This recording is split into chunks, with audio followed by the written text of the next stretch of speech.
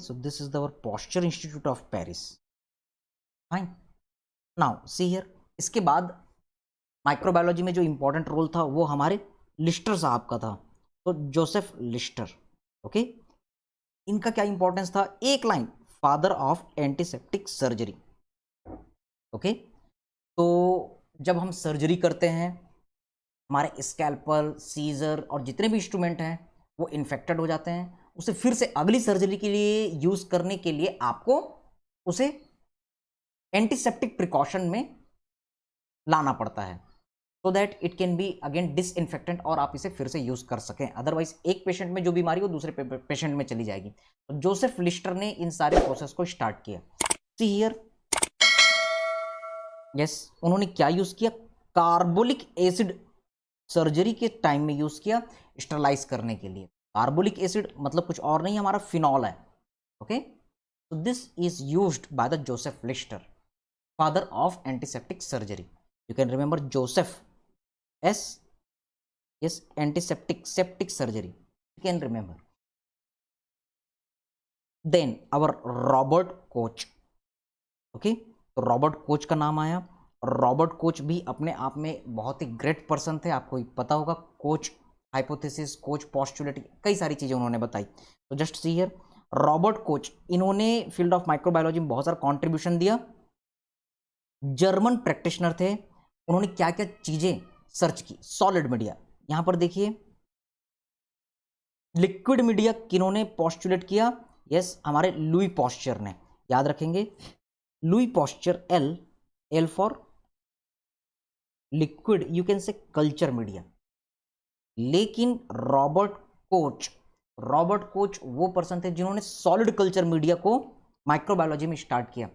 Culture media से ही हम bacteria को ग्रो करते हैं और उसकी प्रॉपर स्टडी कर सकते हैं. Getting the point? उन्होंने सबसे पहले अगार अगार को यूज करना शुरू किया. अगार हम पढ़ेंगे, एल्गी से मिलने वाला एक स्ट्रक्चर है जिसको हम मॉडिफाई करके बैक्टीरिया के ग्रोथ के लिए बहुत अच्छे से डेवलप कर सकते हैं.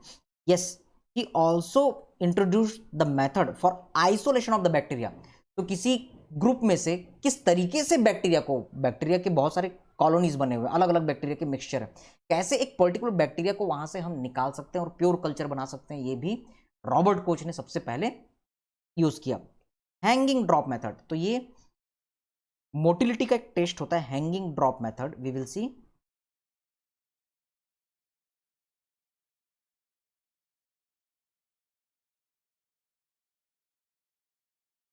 Okay, we will look for this. ये जो हैंगिंग ड्रॉप मेथड होता है, इसकी भी सर्च सबसे पहले प्रॉपर तरीके से इसको स्टडी किन्होंने किया था? हमारे रॉबर्ट कोच ने.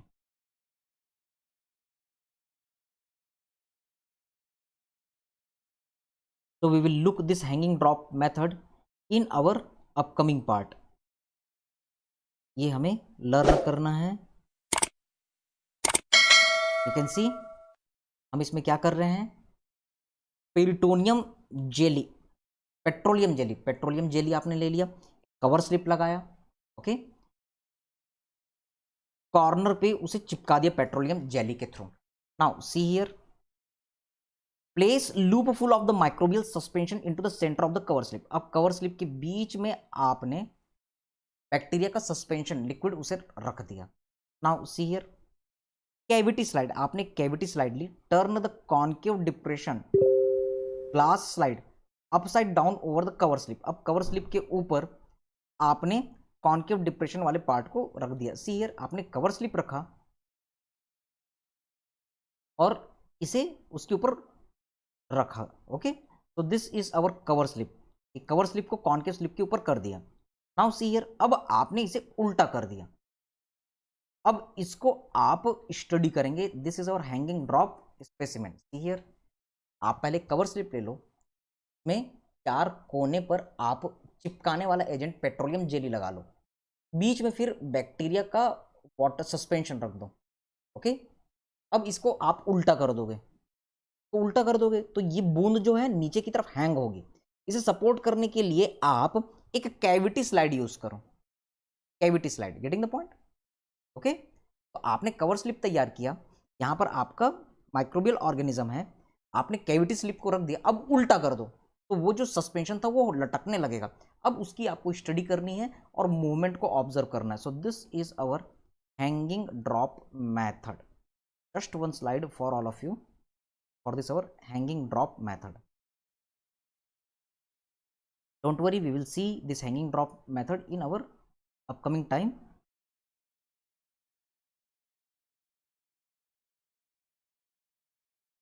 So Robert Koch he given for the our hanging drop method also.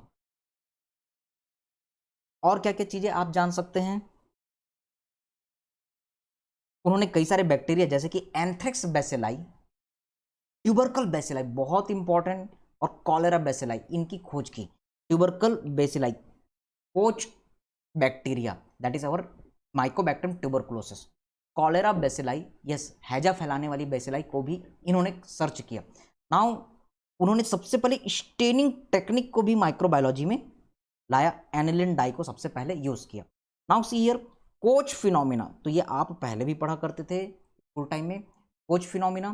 तो उन्होंने क्या देखा इस फिनोमिना में, सी हियर गिनी पिग जिसको पहले ही इन्फेक्शन है, इसका टीबी का, ओके, उसमें हाइपर सेंसिटिविटी रिएक्शन का टेस्ट करने के लिए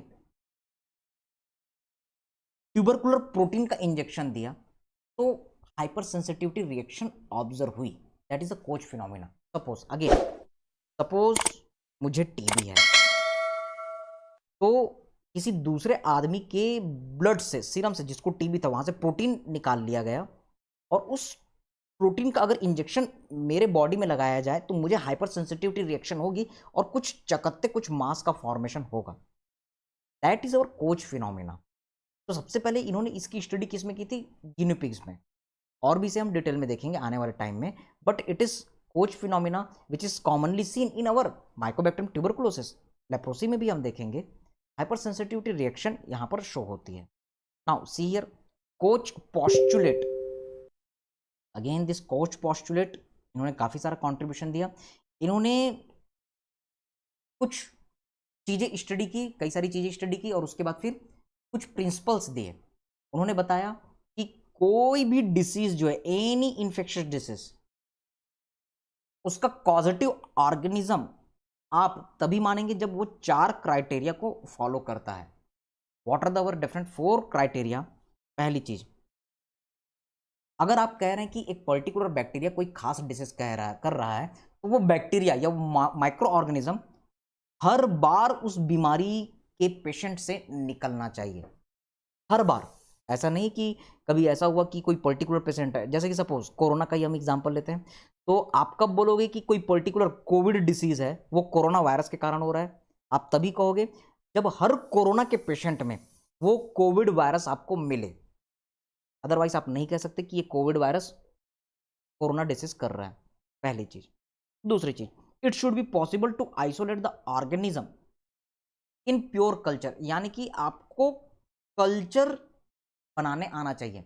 आप सैंपल लेते हैं और उसमें से कल्चर करके उस वायरस को ग्रो कर सकते, बैक्टीरिया को ग्रो कर सकते। सपोज एक बैक्टीरिया का अपन एग्जांपल ले रहे हैं, ओके, ठीक है, यानी अगर मान लो डिसीज है तो वहां से वो बैक्टीरिया, वो वायरस अलग होना चाहिए, आप उसका कल्चर करके ग्रो करवा सकने में सक्षम होने चाहिए।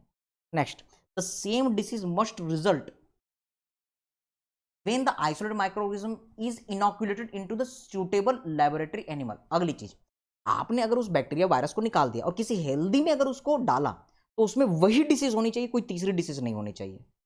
ओके, क्या क्या कहानियां हो गई? अगर मुझे बीमारी है तो हर बार मेरे अंदर से वो बैक्टीरिया या वायरस निकलना चाहिए। दूसरी चीज, उस बैक्टीरिया को प्योर फॉर्म में आपको कल्चर बनाते बनना चाहिए, तब आप बोलेंगे कि उस बैक्टीरिया वायरस के कारण कोई पर्टिकुलर डिसीज हो रही है। तीसरी चीज कि अगर वो बैक्टीरिया वायरस को कल्चर करने के बाद आपने किसी तीसरे थर्ड पर्सन में यूज किया, तो उसमें भी वही डिसीज एपियर होनी चाहिए। Okay, also there are few more statements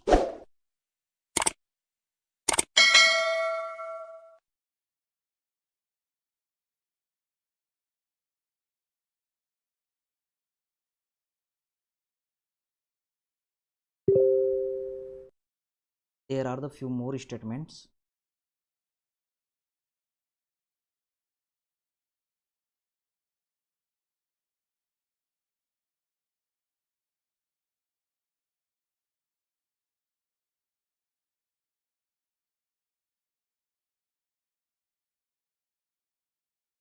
Here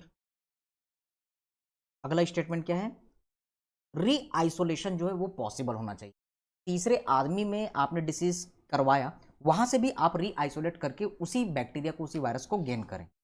इसके अलावा एक पांचवा क्राइटेरिया बाद में इंट्रोड्यूस किया गया, ओके, इसके अकॉर्डिंग कि जिस ऑर्गेनिज्म का इंफेक्शन हुआ है उसके खिलाफ एंटीबॉडी का प्रोडक्शन पेशेंट के सीरम में होना चाहिए। ओके सर, तो क्या क्या स्टेटमेंट हुए, अगर मान लो किसी को बीमारी है तो उसके बॉडी में हर बार जो भी पेशेंट देखो उसके बॉडी में आपको वो बैक्टीरिया वायरस दिखना चाहिए। दूसरा, आपको उस पर्टिकुलर कंडीशन में हर पेशेंट से उसका कल्चर करते बनना चाहिए। तीसरा, अगर उस कल्चर से आपने तीसरे आदमी में इनॉकुलेट किया तो उस आदमी में वही डिसीज होनी चाहिए। चौथा, अगर उस आदमी में सेम डिसीज हुई तो फिर से उस बैक्टीरिया को आप आइसोलेट कर सके। ये चार चीजें उन्होंने दी, ठीक है। पांचवा क्राइटेरिया कि जब भी इसका इंफेक्शन हो रहा है तो उसके अगेंस्ट में एंटीबॉडी बनना चाहिए।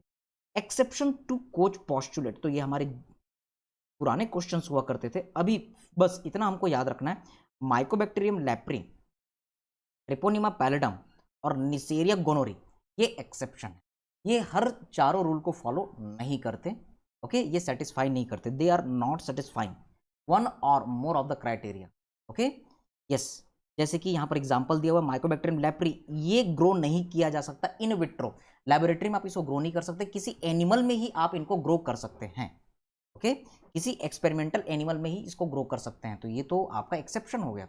जबकि कोच पोस्टुलेट क्या कहता है कि किसी को बीमारी है तो उसमें से बैक्टीरिया को निकाल करके आप कल्चर बना सकते हैं, इनका कल्चर नहीं बनाया जा सकता, इसको किसी एनिमल में ही कल्चर आप बना सकते हैं। Getting the point.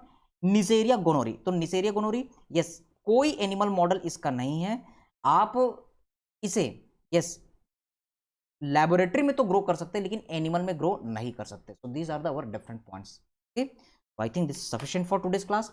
Remaining one more video we will create for the our next. So thank you very much. Ending the session. Thank you.